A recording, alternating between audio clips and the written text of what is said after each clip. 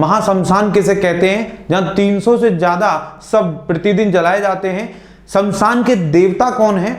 कपाल क्रिया के समय मुर्दे के सर पर डंडा क्यों मारा जाता है? अंतिम संस्कार में मटकी फोड़ने का क्या तर्क है? जी हम बात करते हैं बाबा विश्वनाथ की नगरी काशी की, काशी के ऐसे घाटों की जिन्हें महाशमशान कहा जाता है। बात हो रही है मणिकर्णिका घाट और राजा हरिश्चंद्र घाट। ऐसे घाट जिन पे अंतिम संस्कार कराने का कार्य डोम लोग करते हैं। ये कौन लोग हैं? आपने कई ऐसे वायरल वीडियोस वहां के मणिकर्णिका घाट के देखे होंगे जिनमें शरीर अध जले हैं, जिनकी दुर्दशा आपने देखी होगी। उसके पीछे की वाक्या क्या है?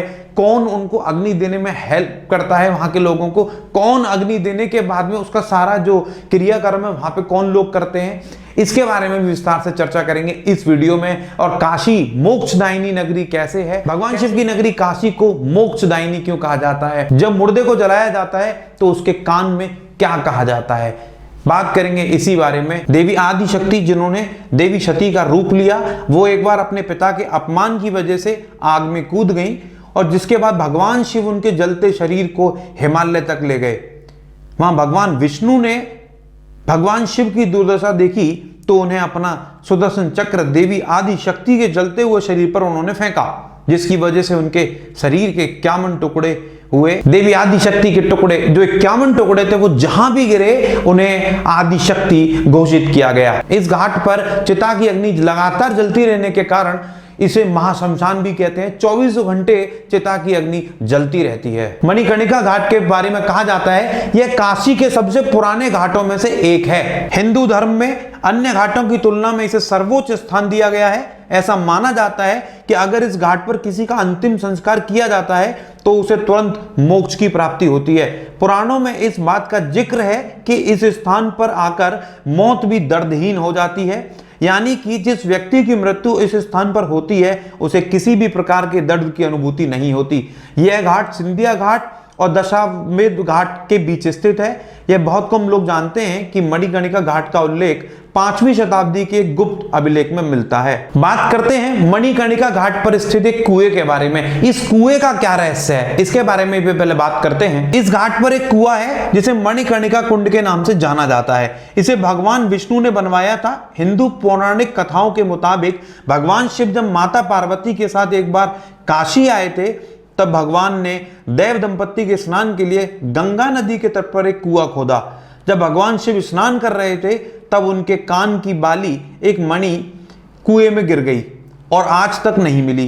एक और कथा के अनुसार जब भगवान शिव अपनी उपासना में विलीन रहते थे वो अपने भक्तों से छुट्टी उन्हें नहीं मिल पाती थी। देवी पार्वती इससे परेशान हुई और उन्होंने शिवजी को रोके रखने के लिए अपने कान की मणिकर्णिका वहीं छुपा दी और शिवजी से उसे ढूंढने को कहा। शिवजी उसे नहीं ढूंढ पाए। यही कारण है कि पंडित आज भी मंत्रोच्चारण के दौरान सबसे कहता है कि यदि तुमने मणिकर्णिका देखी हो तो भगवान शिव को जाके जरूर बताना। अब बात करते हैं हरिश्चंद्र घाट की।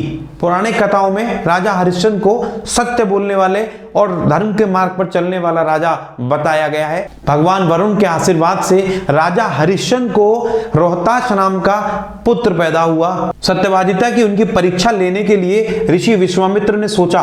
उन्होंने सबसे पहले तो उनका पूरा राजपाट मांग लिया और उसके बाद जब ऋषि विश्वामित्र ने उनसे दान मांगा तो उन्होंने अपने आप को वाराणसी के एक डोम के हाथों बेच दिया।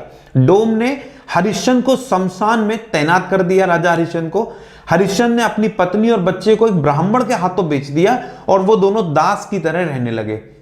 जब बाद में बेटे रोहितास को सांप काट लेता है जिससे उसकी मौत हो जाती है, गरीबी की हालत में उनकी पत्नी बेटे के साथ अंतिम संस्कार करने के लिए जब घाट पर पहुंचती हैं तो राजा हरिश्चंद्र अंतिम संस्कार करने से बिना क्योंकि उनके पास कुछ देने के लिए नहीं था उनकी पत्नी के पास, तो बिना दक्षिणा के अंतिम संस्कार करने से मना कर देते हैं। उनकी सत्य निष्ठा से प्रभु प्रकट होते हैं, उन्हें आशीर्वाद देते हैं और उनका संपूर्ण राजपाट वापस करते हैं। और यहां से डोम जाति के लोगों को राजा कहने की प्रथा शुरू हुई क्योंकि उन्होंने ही राजा को खरीदा था। डोम में हिंदू मान्यताओं के प्रसिद्ध शब्द ओम की ध्वनि होती है।